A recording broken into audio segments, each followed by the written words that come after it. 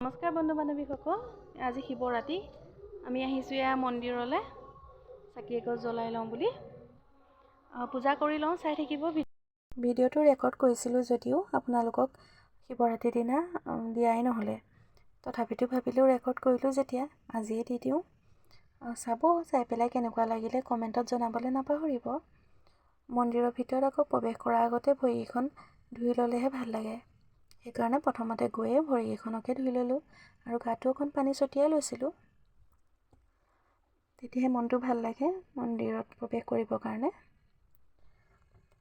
আমাৰ ধুনে এফালে একেবাৰে জোতা খুলিছে মন্দিৰৰ ভিতৰত সোমাবৰ কাৰণে।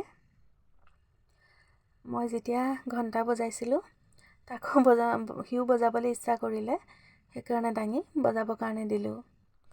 তেতিয়াহে তাৰ মনটো ভাল লাগিলে।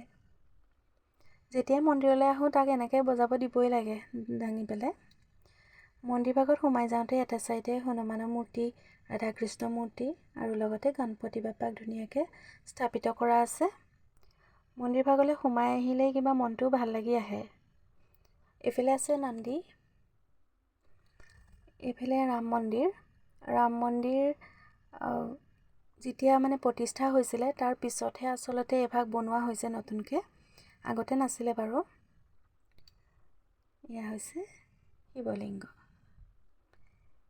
এতিয়া তিনিওটা বহি লৈছোঁ চাকি জ্বলাবৰ কাৰণে।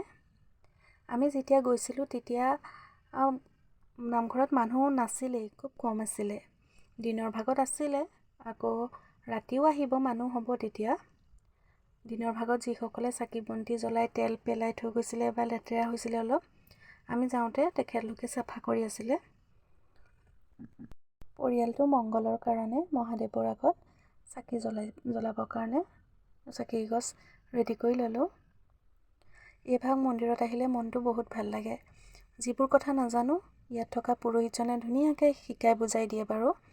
আগতে ইমান কথা জনাই নাছিলোঁ, এতিয়া পিছে কিছু কথা জনা হৈছোঁ।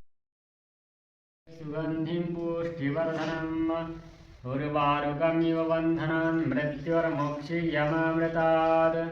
ওম নমঃ শিৱায়, ওম নমঃ শিৱায়, ওম নমঃ শিৱায়। ওম असतो मां सर्गमयः तमसो मां ज्योतिर्गमयः मृत्युर्मामृतङ्गमयः। ओम शांति शांति शांति।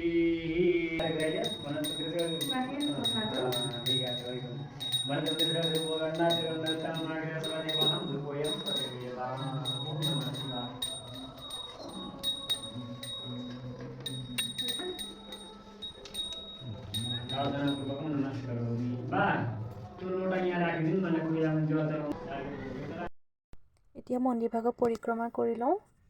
ভিডিঅ'টো যদি চাই ভাল পালে লাইক কমেণ্ট কৰিব নাপাহৰিব। Bye bye.